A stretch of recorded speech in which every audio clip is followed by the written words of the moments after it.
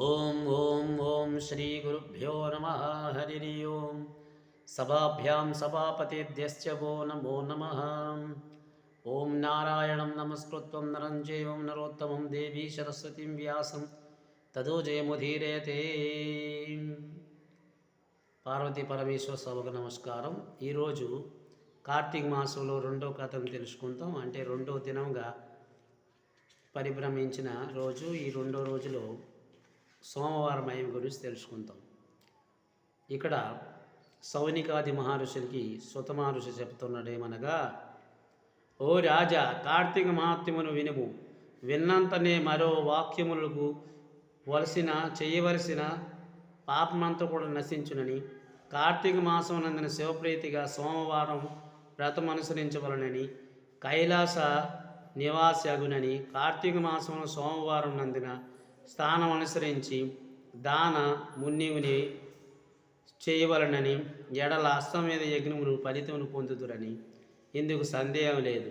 కార్తీక మాసం నందున ఉపవాసం, ఒక పూట భోజనం, రాత్రి భోజనం, ఛాయానక్త భోజనం, స్థానం, తిలదానం, ఆయా ఆరుణ్య తర్వాత ఉపవాసం సమానమగునని ఋషులు చెప్పారు. శక్తి కలవారు కేవలం ఉపవాసం చేయవలనని, అందుకు శక్తి లేని వారు రాత్రి భోజనం చేయవలనని, అందుకు శక్తి లేని వారికి ఛాయానక్తమును చేయవలనని, అందుకు శక్తి లేని వారికి బ్రాహ్మణులకు భోజనం పెట్టి వారితో పగల భోజనం చేయవలనని, ఛాయానక్తంగా అనగా సూర్యకాంతి తగ్గిన తర్వాత రెట్టింపు కొలతతో తన నీడ దాగి పగలు భుజించుట, సాయంకాలం 4:30 భుజించడం ఛాయానక్తమగునని, మానవులపై చెప్పిన 6లో దేనినైనా కూడా ఆచరించవలనని, 8 యుగములు నరకమునందున కుంభపాకాదులతో రౌరవాదులతో బాధలు పడుతున్నారు.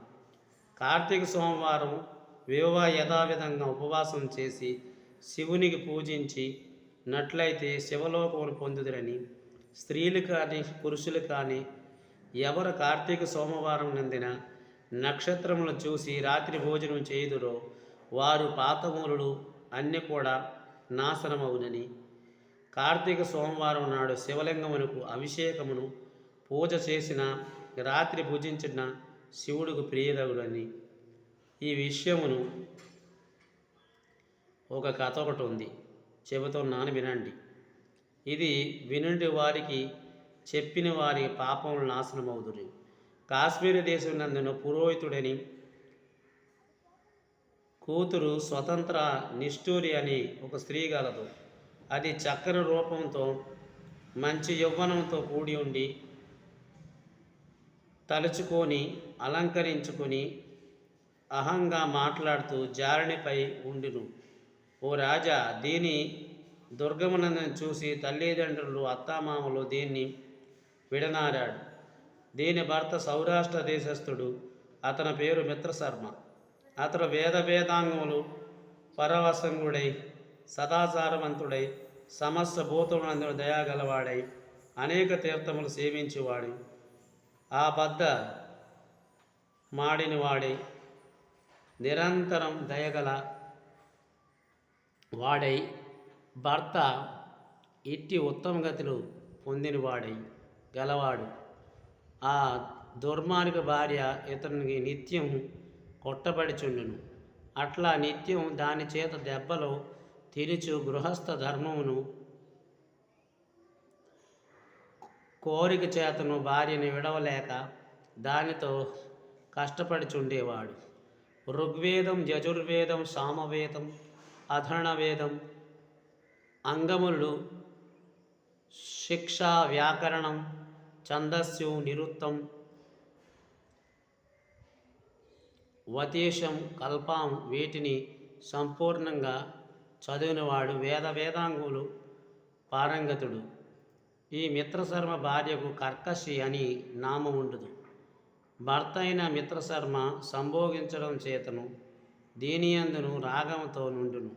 అంత నొకానాడు దీన్ని రంకమొగుడు ద్రవ్యమునకు, నగలకు, వస్త్రములు తృప్తిగా ఉన్న నిరంతరం సంభోగించుటకు నీ భర్త వల్ల భంగం కలుగుచున్నది. కాన నీ భర్తను చంపమని చెప్పగా అది నమ్మించిన రాత్రి భర్త తనలో సంభోగించి పిమ్మట నిద్రించగానే తను లేచి పెద్ద రాతిని తెచ్చి భర్త శిరస్సును కొట్టును. ఆ దెబ్బతో అతడు మృతి చెందును. తర్వాత కర్కశి స్వయంగా తన భర్త శవమునకు బీపి మీద వేసుకొని తీసుకొని పోవును. పాడుబడి నూతిలో పడివేయును. ఇట్లా భర్తను చంపి తరుడుబడిన పరస్త్రీ సంగమును అభిలాషించి కామశాస్త్ర ప్రవీణులై వర్ణ సంకరములకు అయిన అనేక జాతి పురుషులతో అలింగన చుంబనాదులతో నిత్యం సంభోగించుట నుండును. ఇంతేకాదు భర్తయందు అనురాగం నుండి కూడి ఉన్న భార్యలు దుర్భాషలాడుచు ఇతరులచే సంభోగం చేయుచు ఏకపత్ని వ్రత పారాయణలు భంగపరిచి వారితో సంభోగించుచు నిత్యం పరనింద చేయుచు పరదేశముచో దేవతా ద్వేషణ చేయుచుండును.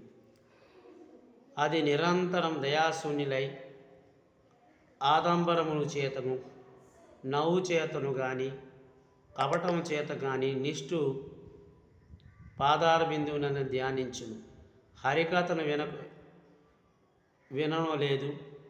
ఇట్టి ఉండగా దీనికి యవ్వనం పోయి ముసలితనం వచ్చింది. తర్వాత ప్రాణరోచక వ్యాధి కలిగినది. ఆ పురుగులకు జనించి తర్వాత దుర్గంధంతో కూడి ఉన్నది. తర్వాత జారులందరూ కూడా రూపవంతులు మదనేక్తులు చూసి విగత శూన్యులై వేశ్యంటికి వచ్చట మానేశారు. తర్వాత పాపాదిత్యం చేతను చాలా బాధ పొందును. ఆ ప్రాణవ్యాధితో మృతి చెందును. తర్వాత భయంకరంగా దూతలొచ్చి ఆ కర్కశిని పాశం చేత యమును కడకు తీసుకుపోయి యమునికి అప్పగించారు. యముడు దానిని చూసి కోపం చేతన కల్లెర్రగ చేసి దీన్ని భయంకరంగా మగు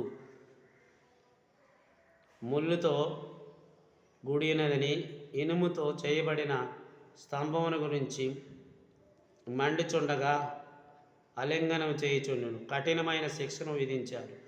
అంత యమాజ్ఞ మీద ఆ భటులు ఆ కర్కశిని చేసిన పాపములు చెప్పి ఆ వేడి స్తంభమును సంభోగించుండును. తర్వాత దాని పాదములు రెండు పట్టుకొని గిరగిర తిప్పి రాతి మీద పెట్టి కొట్టారు. తర్వాత రక్తమును ఒలిచి తాగించారు. శేషమును రెండు చెవుల్లోని పోశారు. యమకింకరులు యమాజ్ఞ చిత్రగుప్తు నుంచి అనేక నరకబాధలు గురి చేశారు. ఆ కర్కశి ఇట్లా తన పితామహాలతో తన బంధువులతో సహా తనకు పూర్వం పడతీరమున తర్వాత తదితరి మాలవారులతో ఘోరమైన నరకములు మహాబాధలు పొంది తర్వాత భూమి అందన జన్మించింది. భూమి అందిన 15 మారులకొక్కగా జన్మించి అందులో 15వ కర్మ కళింగ దేశమును బ్రాహ్మణులకు ఇంటి వద్ద కుక్కగా పుట్టి ఇంటింటికి తిరుగుచుండును. ఇట్లా ఉండగా ఒకనాడు ఆ బ్రాహ్మణుడు కార్తీక మాసం నందిన సోమవారం దీనినందు పగలంతా కూడా ఉపవాసం చేసి గృహనంద శివలింగాభిషేకం పూజ చేసుకొని నక్షత్రమునందును చూసి గృహమునకు పోయి దేవ నివేదన చేసి పిమ్మట బలిదానం కొరకై బయటికి వచ్చి భూమి మీద బలిని ఉంచి కాలు కడుక్కొని ఆచమానాన్ని చేసి తిరిగి ఇంటి లోపలికి వెళ్ళాడు. ఆ కుక్క ఆనాడు పగలంతా కూడా ఆహారం కొద్ది అయినా కూడా దొరకక నుండును. కృషించుటై కార్తీక సోమవారం రాత్రి విప్రుడు వేసిన బలిని భక్షించును. ఆ బలిభోజనం కుక్క పూర్వజాతి శృతిని కలిగించి బ్రాహ్మణోత్తమ రక్షింపుము పలుకును. ఆ మాటలు విని బ్రాహ్మణుడు బయటికి వచ్చి ఆశ్చర్యంతో కూడిన వాడై, ఓ కుక్క, మా ఇంటిలో ఏమిటి చేసేదివి రక్షింపమని అని అడిగినావు. కుక్క ఎట్లా అనను. ఓ బ్రాహ్మణోత్తమ వినుము, నేను పూర్వజన్మం నంది బ్రాహ్మణ స్త్రీను, పాపములు చేయు దానను, వర్ణ సంకరములు చేసిన దానము, అన్య పురుషాంగములు, నిజభర్తను చంపితిని. ఇవి మొదలైన పాపములు అనేకములు చేసి దాని అమలోకము పోయి అచట అనేక బాధల నుండి తిరిగి భూమికి వచ్చి 15 మారులు కుక్కగా జన్మించి తిని. చివరికి ఇప్పుడేమో నాకు జాతి స్మరణ కలిగినది. ఎట్లా కలిగినదో చెప్పుము, విని తరింపుదును. ఆ బ్రాహ్మణుడు ఉత్తమును మాట విని జ్ఞాన దృష్టితో చూసి తెలుసుకొని ఎట్లానను. ఓ శునకమా, ఈ కార్తీక సోమవారం నాడు ప్రదోషవేళనందును వరకు భుజించటప్పుడు నేను ఉంచిన బలిని భక్షించితివి కనుకనే నీకు జాతి స్మృతి కలిగినది. ఆ మాటలు విని కుక్క, బ్రాహ్మణోత్తమ, ఈ కుక్క జాతి నుండి నాకెట్లా మోక్షం కలిగునో చెప్పుము విప్రుని అడుగును. ఆ కుక్క ఎట్లా ప్రార్థించగా పరోపకార బుద్ధితో కార్తీక సోమవారం నందు తన చేసిన పుణ్యముతో ఒక సోమవార పుణ్యము కుక్కకు దారపోషు. బ్రాహ్మణుడు సోమవార పుణ్యము ఇయ్యగానే కుక్క దేహమును విడిచి ప్రకాశంతో శరీరముతో ప్రకాశించి వస్త్రములతో మాల్యములుచో ధరించి ఆభరణాల కృతులై తన పితరులతో కూడి కైలాసానికి పోయి అచట పార్వతీదేవి వలన శివునితో కూడి ఆనందించుచుండును. కాబట్టి కార్తీక సోమవారము నందిన ఆచరించదగినది. ఎవడు కార్తీక సోమవార వ్రతమును చేయుదురో వారికి మోక్షము అస్తమగుజనని. కాబట్టి ఓ జనక మహారాజా, పుణ్యప్రదమైన ఈ కార్తీక వ్రతమును నీవు చేయుము. ఇది కార్తీక మాసంలో రెండో కథగా మనకు చెప్పబడింది. తదుపరి కార్యక్రమంలో మరో కథతో మళ్ళీ కలుసుకుంటాం. అంతవరకు మంగళం కోసలేంద్రాయ మహానీయ గుణాత్మే చక్రవర్తి తనూజాయ సర్వభౌమాయ మంగళం. ఉమాకాంతాయ కాంతాయ కామ్యప్రదాయన శ్రీగిరీశాయ దేవాయ బలినాథాయ మంగళం. సర్వం శ్రీ ఉమామేశ్వర పాద పద్మార్పణమస్తు. స్వస్తి.